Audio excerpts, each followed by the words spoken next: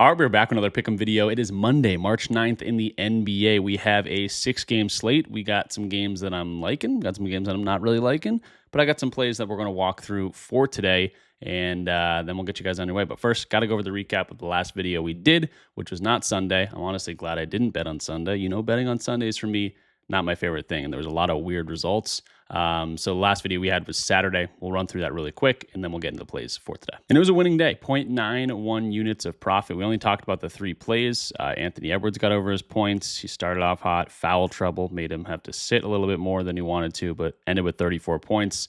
Brook Lopez under his 11.5 points. I don't even think he played 11.5 minutes in that game. We said he's going to get played off the court here in a little high-paced game, and especially in a back-to-back, that's exactly what happened. So really love these 2 reads. And then A.J. Green doesn't get there, ends with 8 points and assists despite shooting 2 of 8 from the field and not getting many minutes. So that one was frustrating. But again, the volume was definitely there to get over that line. He just couldn't get it done for us. So nice little recap there. Season stats were still up 21.42 units on the season. And I just added this yesterday. We can kind of see who our favorite players are for the season. Peyton Pritchard, the number 1 guy for us in terms of profit. I've really spread the field here. I don't have favorites or anything.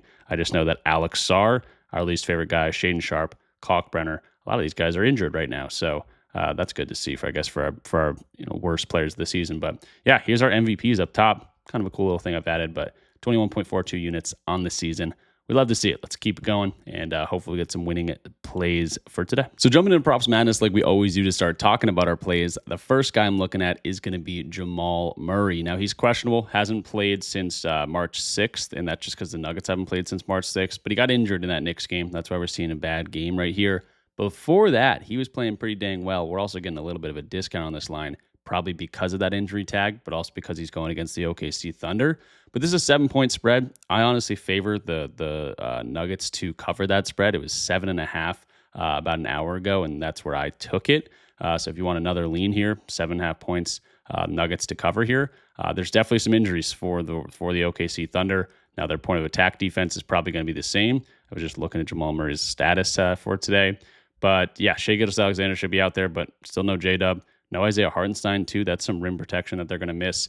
And Chet Holmgren's also going to be questionable here, as well as Caruso. So I like the Nuggets to cover this spread. And Jamal Murray, sure, got the sprained ankle there, but he's had 3 days rest. If he does go out there and play, I feel like he'll be 100%. It's not like a back-to-back. It's not like the normal one-day rest. He's had a couple extra days here. And if he doesn't play, then it's not going to hurt us. So I think we're getting a good line. I think we're getting a good price here at -105.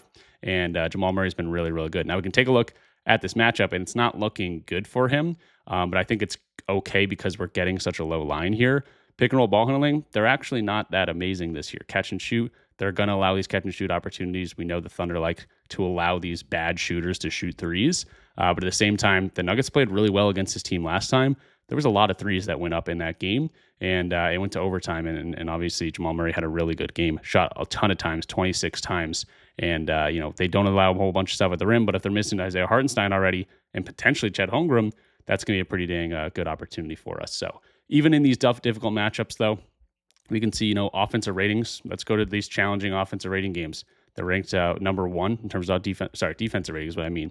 And they're ranked number 1. So these top 10 defenses, Jamal Murray's still over in 55% of games. How about the defense to the position? Because again, if we go to their pick and roll ball handling, that's his player type number 1. They're ranked 17th, so it's not too bad. So I'm going to go to the positional defense. They don't allow a whole bunch of points, 2 point guards. Typically, we've seen that a bunch of times. We know this Thunder defense likes to attack those point of attack guys. But even in these difficult, positional matchups, these challenging difficult matchups here, 53% of games, and 2 of these games he got injured. 18 minutes here and 8 minutes here. So give him 20 plus minutes because he's going to get that unless he gets injured once again. And we're still looking really good. He's our 63% hit rate. Really good hit rates against some tough teams. He's gone over against the Pistons a few times, against the Rockets, against the Knicks, and of course against the Thunder recently. So I like that spot. They also did lose that game, so they might be okay with trying to let Jamal Murray cook a little bit and take away the shooters a little bit more. And yeah, I'm liking what I'm seeing here. So Jamal Murray, I think we're getting a low line. And if he doesn't play, no harm, no foul. If he does play, I hope he continues to hoop and that ankle's not bothering him too much. Next guy I'm looking at is going to be Gui Santos for the Golden State Warriors to get some assists. I'm chasing some plus money here. Plus 135 is going to be the price tag. A ton of guys out for this team like they've been out, but we're going to get no Jimmy Butler, no Steph Curry, no Porzingis, no Horford, no Moody. So a lot of guys out for this team. So Gui Santos is going to get all the time he can handle. Last few games, 37 minutes.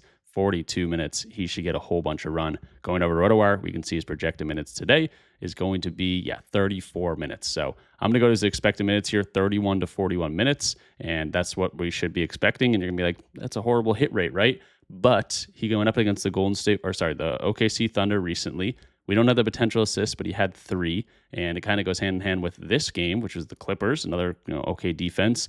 3 assists, but 10 potentials. Got there against the Pelicans on 10 potentials. Against the Celtics, another tough defense, 9 potential assists in that game. And then, of course, 7 assists. And against the Suns, another good defense.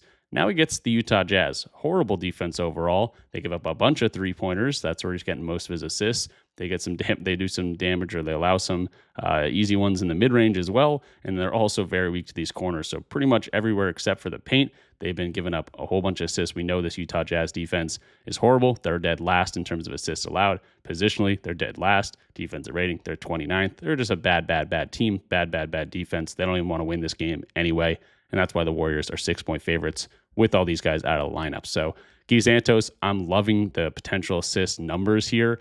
Even in these tough matchups against some tough teams, the potential assists have been there. So even though he hasn't been hitting this, he's gotten pretty dang close. And of course, he has had one of these bigger games and one of these big minutes opportunities, which he should get today. So not too much in terms of like deep research. We don't have a great sample size, but Gui Santos should be on the court. And I love what he's been able to do in terms of his potential assists on the court. Now he just gets a very, very easy matchup to hopefully get some easy ones to fall, and other guys, cook a little bit here. So they're at Utah, but they're 6-point favorites. Guys just need to knock down some shots, and Gui Santos pretty good in terms of distributing the ball, whether that's handoffs or finding guys on the 3-point line.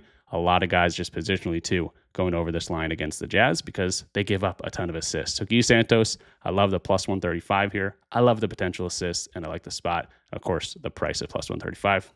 No-brainer for me. And I wanted to lead with the assists because it's a better price, plus 135. But if that adjusts throughout the day, definitely his rebounds and assists is something I'm considering as well. I've played both of them already, so you'll see it in the recap just how I did the unit sizes. It's probably going to be 0.75 units on the rebounds and assists, and then like 0.25 units on the assist line. I'll let you know in the recap again once we get there. But yeah, rebounds and assists has also been really good. He's over this in 45% of the last 20 games anyway. But going to those same games we just looked at with the expected minutes he should get today with all the injuries, and he's been crushing this line over in 4 or 5 games. And again, the Jazz, we know we just talked about how much assists they give up. They also give up a decent amount of rebounds as well here. So Gui Santos, just put him on the court. He can rebound, but I really like his opportunities to dime, of course, too. Put those two together, and you get the rebounds and assist line. Minus 104, pretty dang good price tag, too. So yeah, he's been really good in the time in the court that he should get tonight, and got a really, really easy matchup against the Jazz. And while I was talking about that, I'm like, I thought I got plus money on this thing. It's because I put it in on the score. So it's plus 100 on the score. Again, this probably will adjust throughout the day, but we got it for plus money, so even better. Next thing I'm looking at is going to be Derrick Jones Jr. in the Clippers versus Knicks game here. He's been doing really well, so I'm looking over the over points and rebounds. Plus 100 price, 14.5 is the line, and he's done it even in these tougher matchups, but there's no John Collins still, so his minutes have been pretty high recently. We can see his minutes per game, 27 on the season, or I guess 26.5 on the season, but without a guy like John Collins, he's been averaging a little bit more. Going over to RotoWire, we can go to this game right here, and we can see his projected minutes today, Derrick Jones Jr., 31. So that's where I'm going to put the expected minutes, go to like 24 plus, 65% hit rate, even 24 to 35 minutes, 63% hit rate. So that's what I'm liking to see. And we can talk about this matchup a little bit. Spot up, they're pretty dang good. Transition, they're pretty dang good. Defensive rating, they're good. In the paint, they're good. So seemingly not the best matchup in the world for a guy like Derrick Jones Jr., but even against these teams that are, difficult defensive ratings, he's still over in 55% of them. Hasn't got it done against the Rockets, who I'd say are maybe top tier in terms of defensive rating. They're ranked 8th, but at the same time, the way he scores the ball, they're really good at defending that. The Knicks are also on a back-to-back here, so they might be a little bit short-legged, or at the same time, they might have a bounce-back spot because they didn't play very well against the Lakers. But I like to see this because the last few games, we'll take John Collins out of here. He played really well against the Timberwolves, and he also played pretty well against the Spurs. Shot 4 of 12, so I like the volume, only 33% shooting, and he still got there. And then in this game, he shot 11 times, so 64%. That's why he got over this line a little bit easier. So if you can shoot a pretty good percentage, I know it's not the best matchup in the world, but I think the line's just a little bit too low. And with all the factors like Collins being out, with his minutes being up a little bit, I think he can still get there. So the hit rate's not bad, again, against these defensive ratings without John Collins and things like that. And he's been playing pretty good. So I'm still going to it despite the bad matchup. I think the time in the court is going to speak a little bit more to us. And if you can shoot better than 30%, I think we got a pretty good shot here. And then why I'm adding the rebounds is because there's probably no Mitchell Robinson on the back-to-back set here. Typically does not play back-to-backs, and he's doubtful right now. So that means Brook Lopez versus Towns. They're going to be boxing each other out. They'll probably get a bunch of bodies on each other, which means Derrick Jones Jr. should be in better opportunities to rebound the ball. But of course, the points line is going to be the one that kind of drives this thing. And of course, Brook Lopez, it's not a high-paced game. This Knicks defense, or this Knicks team, is, I think, 23rd in terms of pace. So we don't have to worry about, hopefully, Brook Lopez getting played off the court unless he gets into foul trouble of some sort. But I like the big bodies going at each other. Usually means they're going to box out, and that's going to be more opportunities for rebounds for these other guys. Move along to the next play. It's going to be Jaylen Tyson to grab some boards. 4.5 is the line, taking the over. Minus 115 is the price, and he's over this in 55% of the last 20 games. Now, the driving force of this play is going to be Jarrett Allen's questionable tag.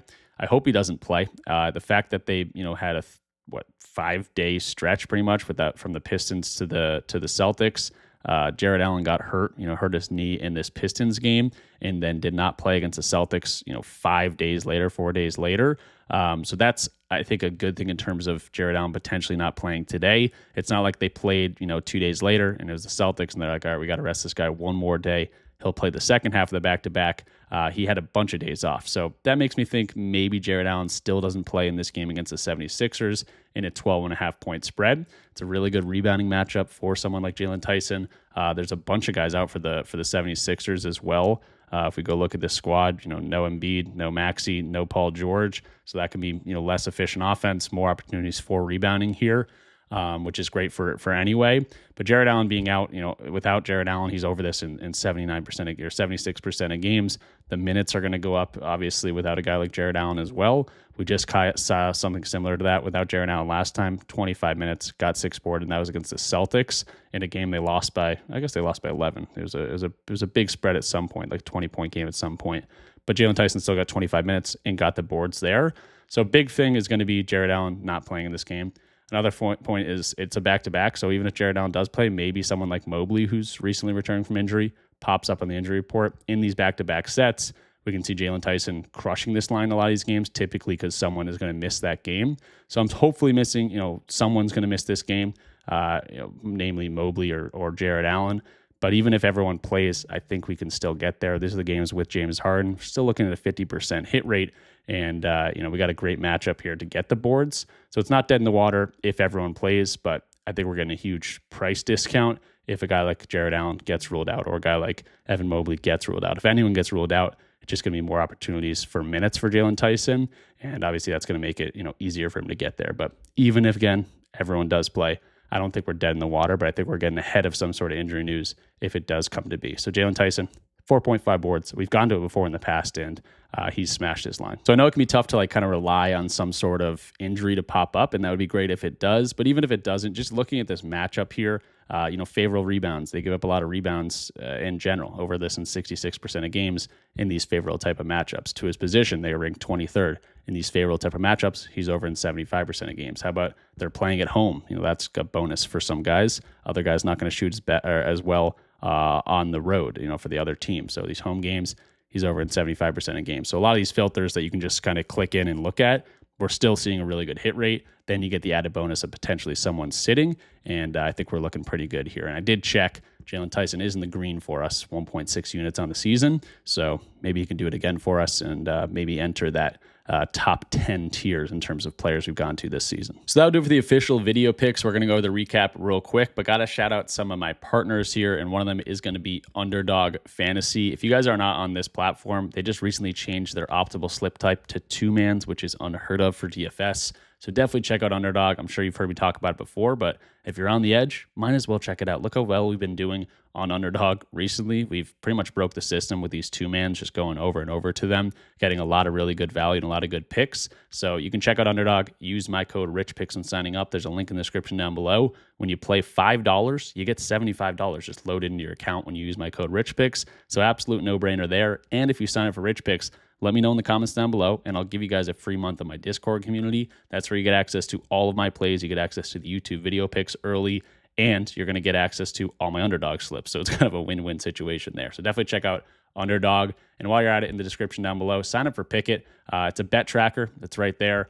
And when you use code RichPicks when signing up and syncing your first sports book, you get $300 or $100 after you do that. So it's seamless. You just go in there, you add your sports books that you have, you log into your account, and they're going to tell you if you're winning or losing over the long run. We've had a really good March, a lot of that because of Underdog. But again, Pickett tracks all of my plays. And again, it's seamless to know if you're winning or losing. So check out Pickett, get the $300 or $100 Venmo or PayPal to you just by signing up for their free app. And then also check out Underdog. Both codes are RichPicks. So now let's jump into the recap what we talked about in this one. We got 4 official plays today, all overs, and a lot of really good price tags. Some plus money in here too. Jamal Murray over his 23.5 points.